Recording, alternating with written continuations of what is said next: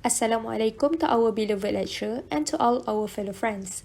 We are from Group 1 and today we will present about Case 26 on Hongwei Holdings Berhad. These are the 5 members of our team: Faizatul Husna binti Rashid, Mariana Akilah binti Muhammad Nur, Nabihah binti Ahmad Lutfi, Nurul Atikah binti Muhammad Halimi, and Nur Syarah Najwa binti Abdullah. Okay, so before we start discussing on the key issues of this case study, let's first look into the company background of Hongwei. Okay, so Hongwei Holding Berhad was established in 1993 and the office is currently located in Sri Kembangan. Okay, the company is engaged in footwear industry and its main business is specializing in shoe soles. Okay, so the company's founder, who is Gary Menon, is also the executive chairman of the company. Okay, so Hongwei is actually a family-run business where it started from a small shoes manufacturer, and after a few decades, it has become a well-known brand and also the main key players of footwear industry in Malaysia. Okay, so the company's philosophy is producing high-quality shoes at an affordable price in order to meet their target market of youth and also middle-aged working adults. I will briefly tell you about the product manufactured by Hongwei. There are 4 types of shoe soles produced by Hongwei. First, thermoplastic rubber shoe soles, or also known as TPR. TPR shoe soles are made of mix of polymer, which are rubber and plastic. These shoe soles are durable, lightweight, flexible, and also provide good traction. Next is rubber shoe soles. RB shoe soles being produced using natural and synthetic rubber.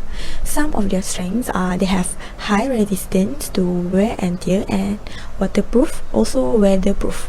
Next is MD1 shoe soles. These shoe soles mainly use ethylene vinyl acetate, EVA, and rubber as their main components to produce this type of shoe soles. It is soft, lightweight, flexible, elastic, and have high resistance to wear and tear, and stable with adequate cushioning. Thus, it is very suitable to use for sport shoes. And lastly is MD2 shoe soles. The main components of MD2 shoe soles are same as MD1, but as they use more advanced technology of equipment to produce MD2 shoe soles, it have a better quality control, and this type of shoe soles also have various design. Okay, so now we are going to look at the company's milestone or the development and growth of the company stage by stage. Okay, firstly, it started its operation of producing rubber shoe soles in 1993. Okay, the next 2 years, which is in 1995, it started producing thermoplastic rubber shoe soles, which is TPR. Then, in 1999, Jinjiang Shoe Material Limited took over the whole entire business. The next year, in 2000, Hongwei developed in-house production of TPR compound pellets to reduce the cost of production and also to improve the quality control of raw materials, together with establishing internal research and development. In 2003, the company started inventing new model of shoe soles for TPR and RB components, which is called EVA MD1. While in 2006, Hongwei started to produce new EVA MD2 shoes and developed both EVA MD1 and MD2 with the new characteristics, which is enhanced elasticity and shock absorbing. In 2008, again, Hongwei developed in-house production. And lastly, Hongwei successfully listed in Bursa Malaysia in 2009. These are the organizational structure and subsidiaries of Hongwei, which is led by an executive chairman, Gary Menon. He is also the founder of Hongwei Holdings Berhad. He has 1 CEO, Jasmine Kaur, 3 independent non-executive directors, and 1 non-independent executive director. Apart from the directors, the company also have audit committees, nomination committees, remuneration committees, secretary, registrar officers, and auditors. Hongwei consists of 5 wholly owned subsidiaries. Red Shoe Material Limited is an investment holding company located in Hong Kong. Jinjiang Shoe Material Limited is the main subsidiary of Hongwei based in Jinjiang, China, which is specialized in EVA MD1 and EVA MD2, injection molding shoe sole, TPR sole, and RB sole products. The third subsidiary is Greenade Investment Limited, where it focuses on investment in agriculture, wholesale, manufacturing, retail trade, construction, and transportation. The next subsidiary is Avidoma Limited, where it focuses on property investment for rental purposes, hotel operations, and investment, which was set up in Hong Kong. And the last subsidiary is Zente Trading Limited, that was based in China.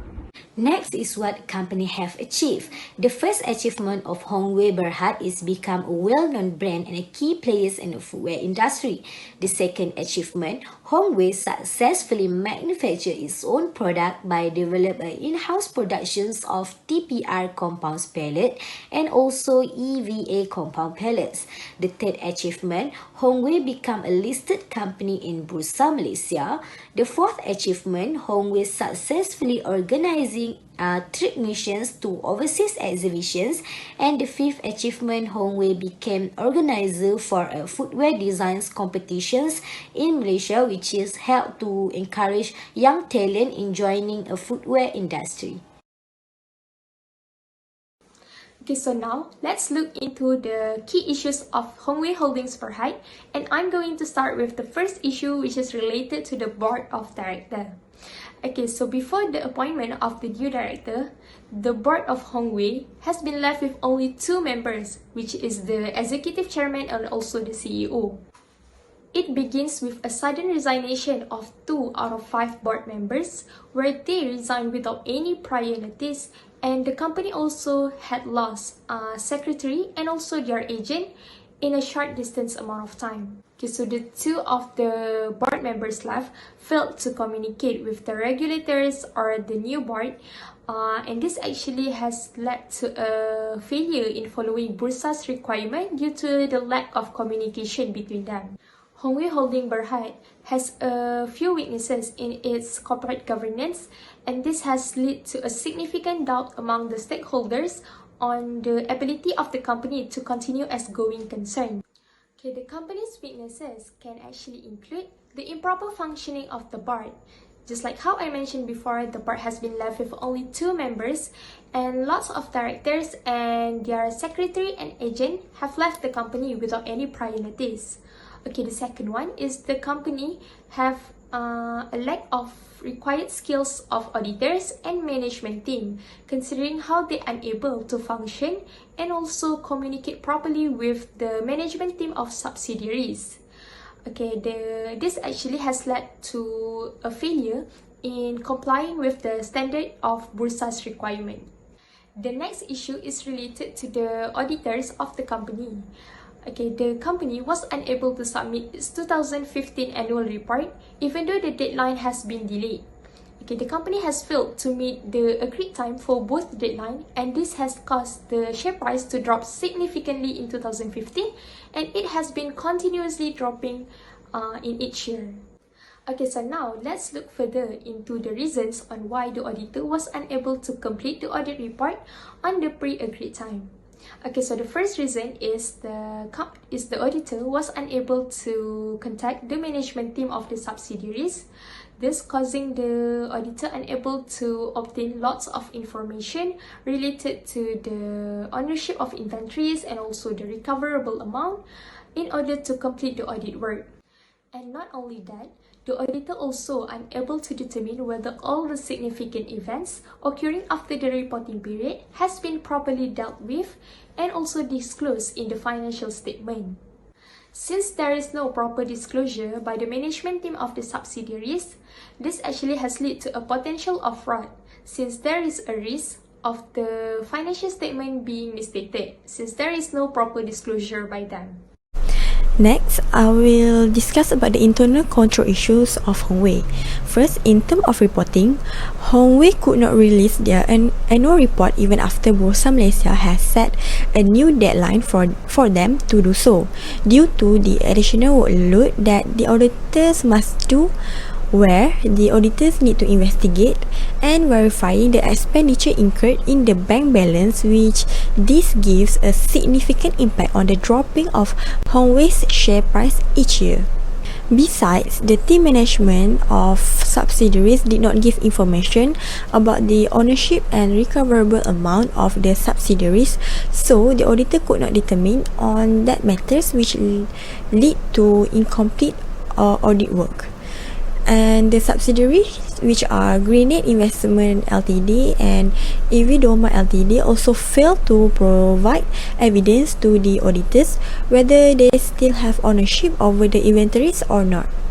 Next is in terms of fraud risk, as the management of company will fail to give adequate information on the result of their risk assessment of the probability that the financial statements would be misstated owing to fraud. The auditor believes that there was a fraud risk in the management of subsidiaries. Lastly, in terms of material weaknesses is flaw in internal control over financial reporting, or a combination of flaws that raises the risk of material misrepresentation of the company's annual or interim financial statements not being prevented or identified in a timely manner. Based on this case study, the company's management was unable to offer sufficient assurance that its internal accounting controls have no material weaknesses, or that there were no risks that the financial statements may be materially misstated because of fraud. Due to poor internal control system, it may result in many other problems to the company. In this case study, one of Hongwei's subsidiary, which is Xinjiang Shoe Material Ltd, has received several lawsuits from other parties. However, the auditors cannot provide the required information and comprehensive legal advice for the subsidiaries to help them, as the auditors could not complete their investigation due to issues that I have mentioned earlier. Finally, both of directors have been imposed with fines as they were named as the defendants. They have been charged for commit financial reporting breaches and permitting the conglomerate to commit government breaches and the non-compliance with Bursa Malaysia securities directives. Okay, now we move to the ethical consideration for the company. Firstly, the ethical issue that we can highlight in the case study is unethical leadership by Gary Menon, who used hands-off attitude, especially when he passed all his responsibilities to Jasmine Kaur, which is the CEO, to settle all the current problems of the company itself, and did not take the responsibility and take part in resolving the problems together. Therefore, he is said unethical in leadership since he did not take the responsibility to conduct others, and also failure to give a proper conduct to others shows that he is ineffective leader. Also, this may lead in decreasing the productivity of the company, since all the pressure and burden were put onto Jasmine Kaur alone, and also it may affect the company's performance that will give a severely damage in the business. So, to prevent from a bigger damage to the company, the leader or the chairman himself need to communicate better with the employees, and together taking part in managing the business. Okay, the second one, we have commitment of subsidiaries, which are Grenade Investment Limited and also Evidoma Limited, which they unable to give the proper evidence for audit purposes, because subsidiary also responsible and accountable to prepare its financial statement and provide them to the parent, which is Hongwei. Therefore, we can see here that it will lead to another problem and affect the accounting practices of the company. So, ethical issue related to subsidiaries, the company can set new tightened policy that subsidiaries must follow whether they like it or not. Next, I will move to the current global trends in footwear industry. Various geographical regions have contributed to the global footwear industry's development, such as Europe and Asia Pacific. A variety of factors have influenced the global footwear market, and some of the factors are the evolution in fashion industry, the increasing in demand of new design of footwear, and the increasing awareness about a healthy and active lifestyle. In addition, due to the increase in today's population, there is also tendency that people will spend more on footwear, which also contributes in the increasing demand in footwear industry. Unfortunately, the issue that all footwear industry is currently suffering has contributed a lot of negative impacts, including to Hongwei Holdings Berhad. The main problem is the slow growth of the global footwear industry, which is caused by both internal and external factors. The rise in the price of raw materials become the primary factor that caused the declining growth in the footwear industry. The increasing price in raw materials has contributed to the increasing selling price of the shoes, since the companies are having hard time to find low-cost raw materials. The increasing in the selling price is to cover the increasing cost per pair of shoes. Moreover, the slow growth of the global footwear industry is also affected by the rise in local labor costs, environmental concerns such as air pollution and climate change, and fierce price war between competitors around the world. Due to all these factors, the companies almost have no choice but to convert to lower grade materials and lower quality production, since they need to cover their costs. However, there is still a potential in the footwear industry due to the changes in customers' lifestyle and fashion trends, the growing influence of e-commerce, and the rise of new brands in the market, which are expected to boost footwear demand in the future years. Next, I will give some recommendations based on Bursa Malaysia. First, due to there were no commitment from management team of subsidiaries and the directors of the company itself, the auditor cannot complete their audit report on time. Bursa Malaysia listing requirement has stated the rights of auditor. Some of the right is the audit committee shall have first the authority to investigate any matter within its terms of reference. It is authorized to seek any information it requires from any employee, and all employees are directed to cooperate with any request made by the committee. Next, the resources which are required to perform its duty, full and unrestricted access to any information pertaining to the company and the group, and the direct communication channels with the external and internal auditors. Any company that do not comply with the listing requirements will be delisted by the Bursa, so Hongwei should comply with the requirement where Audit Committee of Hongwei must be and be seen to be independent, with authority given to back up their responsibilities, and the Board of Directors of Hongwei plays important roles where they must give their full support to the committee, including financial and administrative resources to carry out their duties, with that the auditors can do their duties properly. Second recommendation is on submission of annual report. Based on Bursa Malaysia listing requirement under submission of annual audited accounts and annual report, a listed issuer must ensure that the annual audited accounts as well as the auditors and directors reports are submitted to the Bursa Malaysia for public release within 4 months of the close of the listed issuer's financial year, unless the annual report is issued within 4 months of the close of the listed issuer's financial year.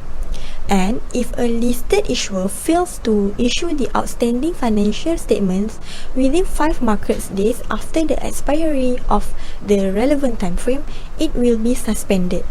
Thus, for the recommendation, Hongwei Holding Berhad must ensure that they submit their annual report on the right time if they do not want to be suspended by Bursa Malaysia, as they already failed to submit the report. Even Bursa Malaysia has set a new deadline for them to submit. In accordance to MCCG, to improve corporate governance in Hongwei is by implementing one of the best practices established. MCCG states that a chairman of the board who is responsible for instilling good corporate governance practices, leadership and effectiveness of the board is appointed. However, Hongwei's chairman, Gary Menon, did not have a good leadership skills. He doesn't take responsibility in managing the problems of the company, despite he passed his duties to the company's CEO, Jasmine Kaur. MCCG also mentioned the key responsibilities of the chairman, where a chairman should provide leadership for the board so that the board can perform its responsibilities effectively. A chairman should also lead the board in adoption and implementation of good corporate government practices in the company. Next, a chairman must set the board agenda and ensure that directors receive complete and accurate information in a timely manner. Fourth, a chairman should also lead board meetings and discussions and also encourage active participation and allow dissenting views to be freely expressed. Apart from that, a chairman must manage the interface between board and management, and lastly, a chairman should ensure appropriate steps are taken to provide effective communication with stakeholders and that their views are communicated to the board as a whole. In addition, my recommendation to improve corporate governance in accordance with MCCG is the Board of Hongwei should establish an effective risk management and internal control framework. The board should also disclose the features of its risk management and internal control framework and the adequacy and effectiveness of this framework. Risk management focuses on identifying threats and opportunities, while internal control helps counter the threats and take advantage of the opportunities. Proper risk management and internal control assist companies in making informed decisions about the level of risk that they want to take and implement the necessary controls to effectively pursue their objectives.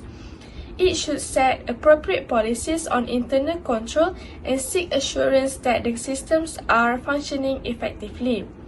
The Risk Management Committee should comprise a majority of independent directors to oversee the company's risk management framework and policies. MCCG also provided some guidance in establishing the risk management and internal control framework. Firstly, the board should determine the company's level of risk tolerance and actively identify, assess and monitor key business risks to safeguard shareholders' investment and the company's assets.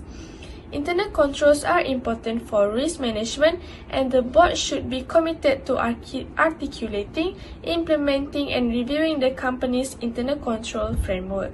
Next, the board should disclose a discussion on how key risk areas such as finance, operations, regulatory compliance, reputation, cybersecurity, and sustainability were evaluated and the controls in place to mitigate those risks. In addition, it should state if the risk management framework adopted by the company is based on an internationally recognized risk management framework. And the last one is, the board should also disclose whether it has conducted an annual review and periodic testing of the company's internal control and risk management framework. This should include any insights it has gained from the review and any changes made to its internal control and risk management framework arising from the review. Where the information is commercially sensitive and may give rise to competitive risk, disclosure in general terms is acceptable. I continue the presentation with Porter 5 Force. As mentioned in the case, the growth of the global footwear industry is becoming lower day by day due to many external and also internal factors. However, there is still opportunity in the footwear market for the companies. So, we use Porter's of 5 forces in order to determine the attractiveness of the Hongwei Holdings Berhad. The business analysis model has been commonly used as analytical tools for examining the competitive environment. It describes the competitive environment in terms of 5 basic competitive forces and together determine the profit potential for the particular industry. A further 5 forces also helps the business to decide whether the firm should remain or exit the industry. The first portal 5 forces to discuss is the threats of new entrants. With the threats of new entrants, we are looking for potentials of another company coming into, in this case, Hongwei Holdings Berhad. I think in this case, it is important to focus on the barriers to entry. Here, we want to analyze how difficult for a new company to get into the industry. There are a few things that we can use to determine the barriers of entry, and one of them are economic of scales.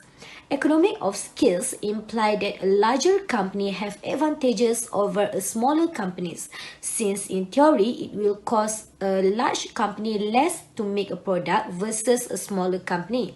So in this case of footwear industry with Hongwei, yes, economic of scale is absolutely present since large company like Hongwei tends to have the pricing advantage.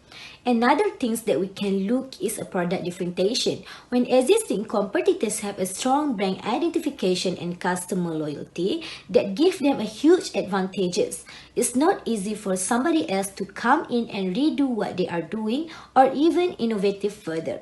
Hongwei has become a well-known brand of high-quality footwear since they are already 20 years in the industry and they are also recognized by many people.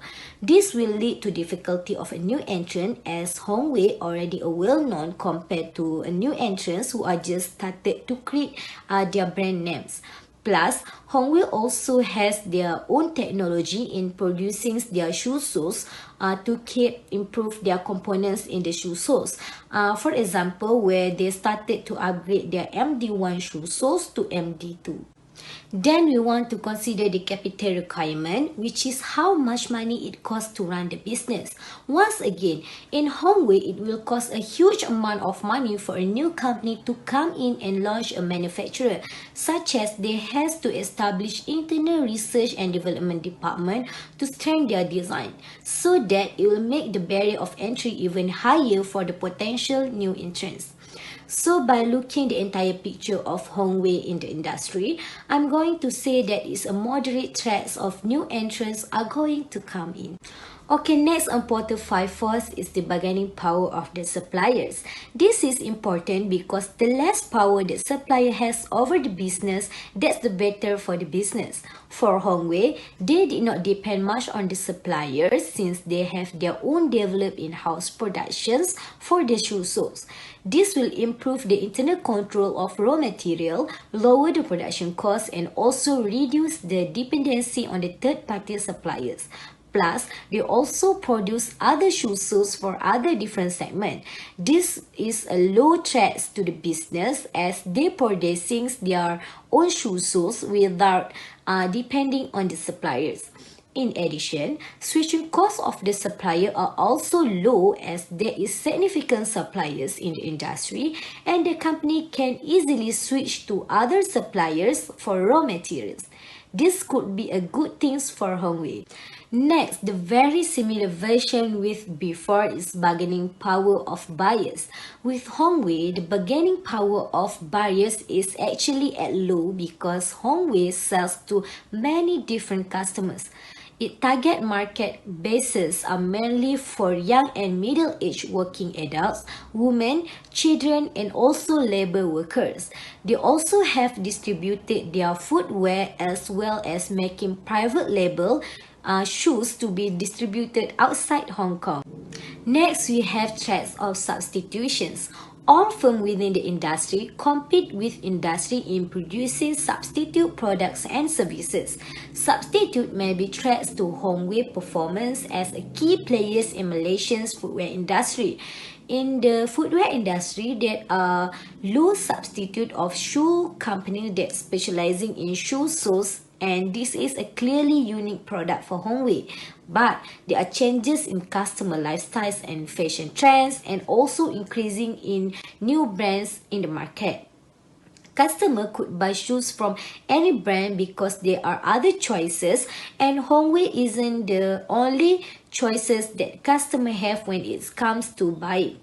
Yes, the company make a unique product, but this does not mean that there are no substitute for their product. Therefore, we can mark down that the threat of substitutes as a high risk for Hongwei. Now we are moving to the fifth and final force in the Potter's five forces, which is rivalry among competitors. Competitors is a must in all industry. Competition determines how the business maintain in the industry market. For Hongwei, it is a must to have a strong competitions in the industry. Most of the big brands produce a different types of shoes compared to Hongwei, but we don't want to completely write off that the fact the company have a little bit advantages as that they are specializing in the shoe soles. If we want a high quality product with affordable price, Hongwei may be the only choice for us to choose. In this case, company get some points for how different their product, but they also in the middle of a very fiercely competitive market. So we can mark that these ones forces as a major threat to the Hongwei. In the conclusions, by applying the Potter's five forces model, it shows that Hongwei Berhad is still attractive in the footwear industry, but to run the business as a going concern company, they need to focus in resolving their management issues. So now I'm going to talk about the financial analysis of Hongwei based on the statement of financial position and also statement of comprehensive income of the company. Okay, so firstly, for the assets, there are lots of unidentifiable assets for the groups and also the companies, since there is no commitment given by the subsidiaries management team in order to determine the actual amount of assets. The ownership of inventories and also their recoverable amount could not be determined, causing only cash and bank balance are stated in the statement of financial position for groups and also companies in 2016. We can see that there is a negative amount of reserves, and this could indicate that the company has set aside money to pay off its debt, considering how the liabilities have reduced significantly in 2016. It could also occur due to the significant losses of the company in both 2016 and 2015 and caused the shareholders' equity to decrease in 2016. Okay, next is liabilities. Okay, just like how I mentioned before, the liabilities of the company has reduced significantly, could probably due to the company has paid off its debt using the reserves. And also, since the company had faced losses in both years, the company can actually reduce its tax payable, since the tax is assessed according to the company's profits. Lastly, by looking into the statement of comprehensive income, we can actually see that the groups have incurred losses in both 2015 and 2016, and this could actually occur due to the reduction in revenue, since the customers are no longer interested in purchasing the product, since the selling price have been decreasing for the past few years. We could also see that the operating expenses of the groups had increased significantly, causing a huge loss to the company.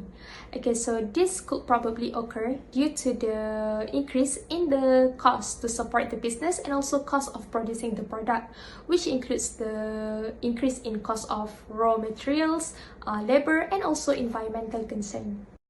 Now we continue with dividend. So as we can see, there is no dividend paid since the previous financial year. This is mainly because the company is making losses, although the group making profit. Therefore, due to that, it arising significant dissatisfaction among shareholders, since the shareholders also focus and aim to get higher company value with higher dividend, but there is no dividend paid. For directors' benefit, no special benefits were to be received to the current directors, and for the new directors, they also did not receive any payment. This has caused majority of the directors to resign from the company. To look at the share price of Hongwei, there is significant drop starting 2015 due to the reason failure to meet annual report deadline. So, the company is affected as the stakeholders refuse to sell or invest in the shares. Since the low share price indicates that the company has lack of potential in growth. Obviously, Hongwei has bad financial performance, causing it in doubt to continue in the future. As a conclusion, Hongwei need to comply and follow Bursa listing requirement and also Malaysian Code on Corporate Governance to help in giving a positive impact to overcome the problems that they face now. Also, adding to that, a very qualified and experienced management team is needed to help in managing the business properly. This is to make sure Hongwei to continue as a going concern company. With that, thank you.